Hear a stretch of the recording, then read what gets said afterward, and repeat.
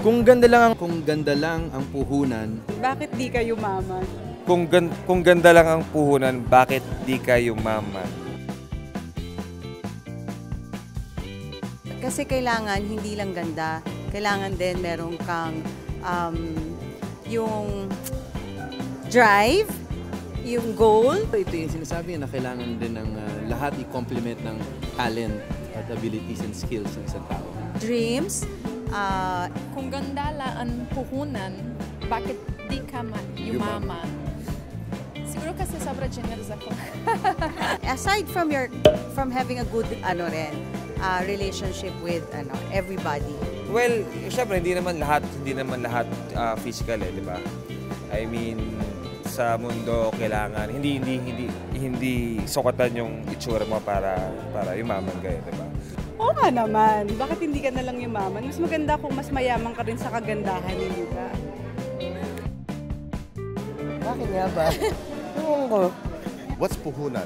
Mayaman ako sa knowledge. Kasi binigay ko sa charity. How come you can... I think that speaks for itself right there, right? That's why.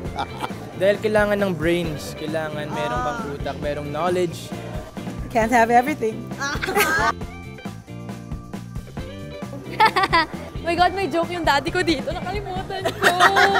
Siguro kasi kapag may emergency, lagi siyang nagmamadali. Tanong natin sa stylist nila. So, sobrang kamamadali nila na ilagay nila yung brief nila sa labas. Kasi nangyayari talaga yun, di ba? In real life. Just being realistic here. Kailangan ng superhero na kalabas ang brief. Para mas komportable kasi lilipat sila. Bakit ang mga superheroes nasa labas ng brief? Para hindi makilala yung tunay nilang sarili. Yung tunay na identity. Pwede. What's the question? Naloka ako. Sorry. Feeling ko yun ang fashion statement ngayon. Walang kilay. Ano bang pakialam natin kung wala silang kilay? Gusto nila eh. Bakit walang kilay ang Pabebe Warriors? Okay, kasi yung isang Pabebe Warrior doon ay valedictorian. Kaya nagsusunog siya ng kilay. Dahil wala kayong pakialam kung wala silang kilay.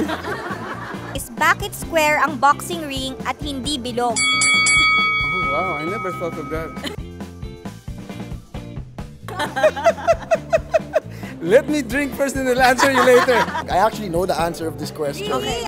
It's a square that will make it easier for you to corner your opponent. And that's part of the rules in boxing. You know, it's part of a strategy to win. You go on the offensive, you corner your opponent. That's why sa UFC, octagon yung ring nila para hindi mo ma-corner yung opponent mo. Kasi feeling ko pag binaboxing mo, tapos magbabounce siya sa ring, kapag bilog siya, baka umiikot pa lang. Kaya para bumalik ulit. Kasi kung bilog, malilito si Mami Jonisha kung sino yung kukulamin niya sa mga kalaban ni Mami. Well, siguro, dun siguro kinuha yung term na parang pagka naghahamon ka ng suntukan, o square tayo dito. I have no idea. Kasi sa tingin ko, yun. Tanong natin kay Pacquiao, hindi ko rin alam eh.